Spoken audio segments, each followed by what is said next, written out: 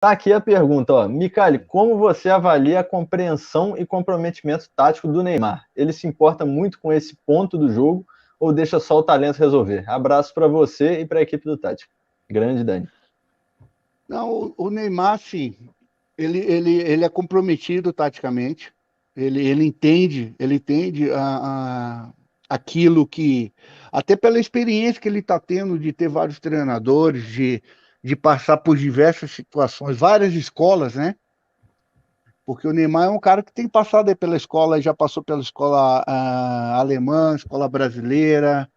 Eu não sei os treinadores todos que ele, mas ele já teve vários treinadores. E isso vai trazendo, gerando uma carga tática, né? A gente fala uma memória esportiva de estímulos muito grande. Então, o Neymar é um cara de um bom nível para discutir sobre tática, sobre comprometimento. Agora é o seguinte: o tempo vai passando. O tempo vai passando. Como eu digo, o tempo vai passando, que o Cristiano Ronaldo ele não cumpre mais hoje as funções táticas que ele cumpria quando ele tinha 22 anos, quando ele tinha 23 anos.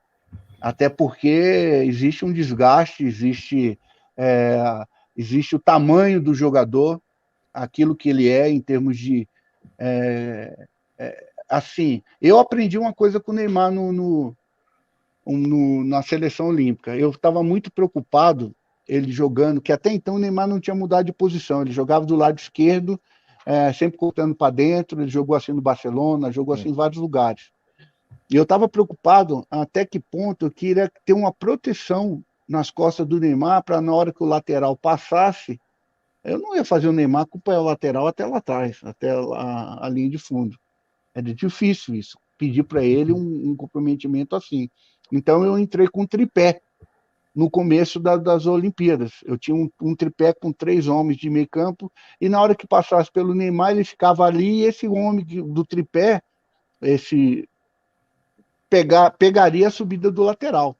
Sim, sim. Só que a gente estava melhor, a gente tinha um plano de jogo melhor para um 4-2-4, que foi o que eu trabalhei em todo o período de preparação, e nos finais de 15 minutos de treino, eu sempre voltava ao 4-2-4. E quando a gente empatou e a coisa estava muito encaixada, o jogo estava muito posicional, um posicional ruim, um posicional muito previsível, a gente voltou para o 4-2-4, que era uma coisa que a gente dava uma movimentação maior. E o que eu pude observar também é que lateral, é difícil um lateral que marca o Neymar ele apoiar, porque o treinador adversário pede para ficar muito no Não quer Neymar. liberar, né? Então, Exatamente. era uma preocupação que eu tinha inútil, porque não tem essa... É difícil o cara largar o Neymar lá e deixa o cara... A não ser que tenha um outro da função, um volante, que já cole nele. Porque se ele receber a bola no 1-1, ele é imparável. Não tem jeito.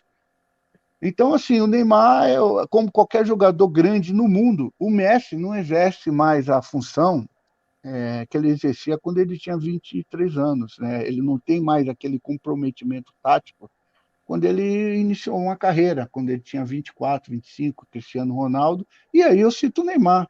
O Neymar, quando você traz ele para o meio de campo, é justamente para você dar mais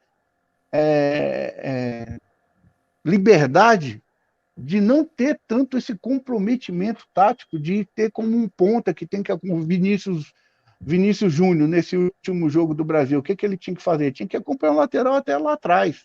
Por exemplo, o Neymar jogando numa beirada, não vai ter esse comprometimento. Não tem jeito, ele não vai fazer isso toda hora. Né? Até pelo tamanho que o Neymar é. E isso o treinador precisa entender.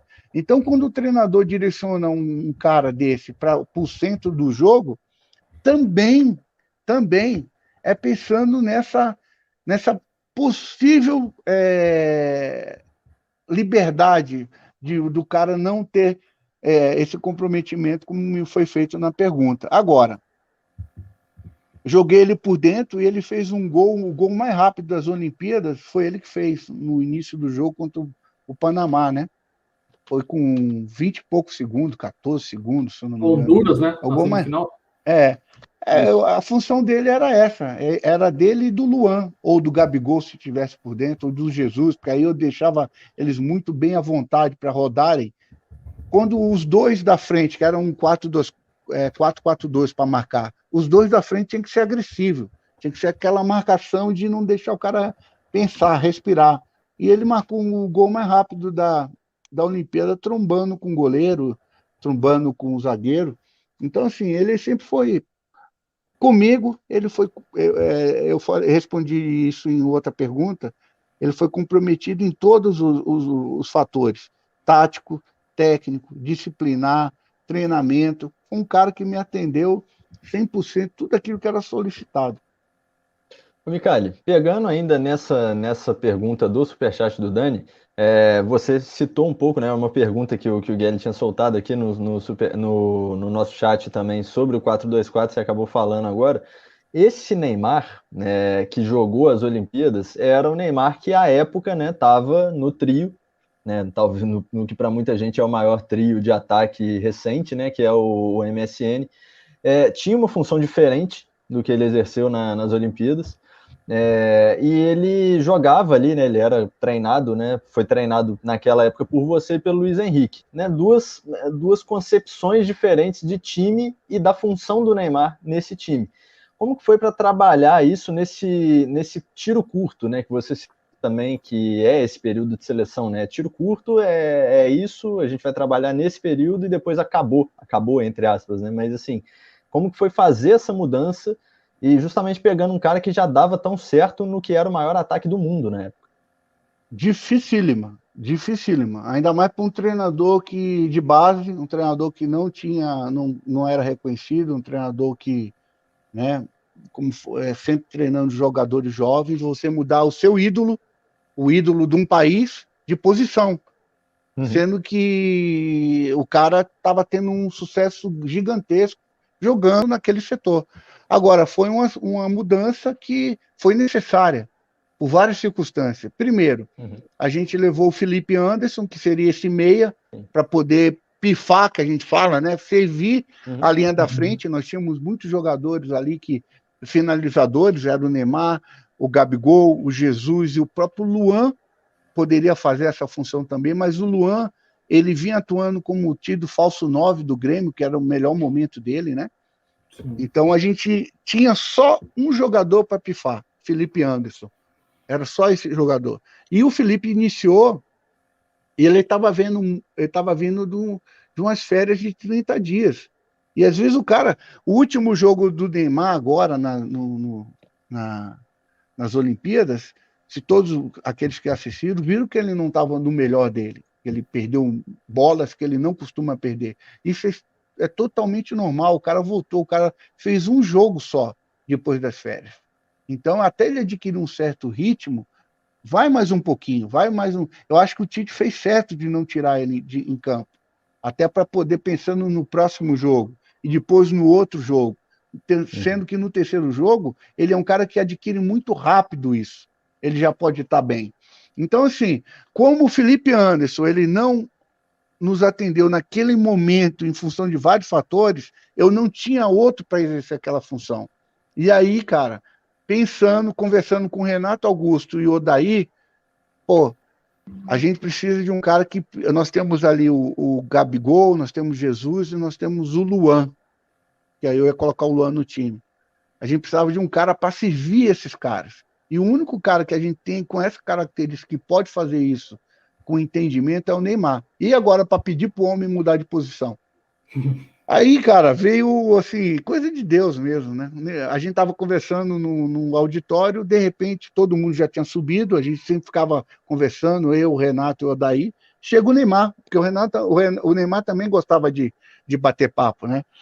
E aí a gente começou a conversar, a trocar essa ideia. Quando tocamos nesse assunto com o Neymar falou que estaria indo vir falar comigo para ver se eu não pensava em colocar ele em uma outra posição. Falei, cara, a gente estava conversando sobre isso exatamente agora. Então foi, sabe, o choque de ideias. Hã? Pergunta Não, ele partiu também. dele, Micael? Não, ele também. A gente estava introduzindo a conversa com ele. E aí ele já veio com a ideia também, que ele estava, né, pensando, de também ir com isso. Porque é muito difícil você mudar um atleta que... você pegar o Cristiano Ronaldo, que ele sempre jogou naquela função, e trazer ele para uma outra função. Você mexe com todo mundo, mas com aquele cara, você não mexe. E aí ele deu essa abertura para a gente, falando também, e aí a gente, casou com aquilo que a gente queria. E aí colocamos ele e o Luan como falso 9, dando liberdade para o Luan não ficar fixo, que estava o Jesus, e voltei o Jesus para uma beirada, para o lado esquerdo, e deixei o Gabigol do lado direito. Jesus, ele jogou assim para mim no Mundial no 2015, que a gente foi campeão, e ele foi o melhor da competição da nossa equipe. Então, assim, aí deslanchou o time, mas não é fácil, foi um momento difícil. Hoje, olhando para trás, vendo que ele mudou de posição, hoje ele faz isso. Hoje ele já não joga mais lá, né? Mas naquele momento, até então, não tinha mudado. Não tinha jogado assim, mostrado essa função para o mundo. Foi muito difícil para mim, como treinador, que não tinha essa bagagem para chegar num atleta do porte do Neymar, falar: Neymar, você não vai jogar lá na sua posição, não, você vai vir para outra. E deu tudo certo.